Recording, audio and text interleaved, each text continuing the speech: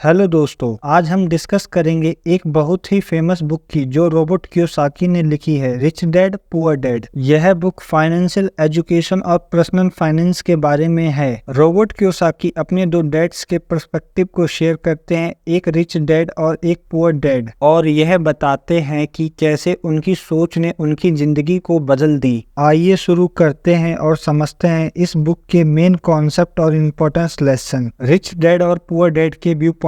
Robert Kiyosaki के दो पिताजी थे, एक उसके खुद के पिता पुअर डैड और दूसरे दोस्त के पिता rich dad. Poor dad financial education को जरूरी नहीं समझते थे और जॉब सिक्योरिटी को इम्पोर्टेंस देते थे। रिच डैड फाइनेंशियल एजुकेशन को बहुत जरूरी समझते थे और इन्वेस्टमेंट पर फोकस करते थे। पुअर डैड कहते थे, study hard so you can find a good company to work for, जबकि रिच डैड कहते थे, study hard so you can find a good company to buy. The importance of financial education. Kiyosaki कहते हैं कि school financial education नहीं सिखाता और इसलिए फाइनेंशियल नॉलेज को खुद गेन करना जरूरी है। फाइनेंशियल नॉलेज के बिना आप कभी भी अमीर नहीं बन सकते। यह एजुकेशन आपको अपने पैसों को इफेक्टिवली मैनेज करने और ग्रोथ करने के लिए जरूरी है। एसेट और लायबिलिटीज। रिच डैड सिखाते हैं कि आपको एसेट पर फोकस करना चाहिए जो आपको पैसे बनाने में मदद करते हैं। एसेट वो चीज है जो आपके पॉकेट में पैसे लाती है, जैसे रेंटल प्रॉपर्टीज, स्टॉक और बिजनेस। लायबिलिटीज वो चीज है जो आपके पॉकेट से पैसे निकालती है, जैसे कार लोन और क्रेडिट कार्ड डेट।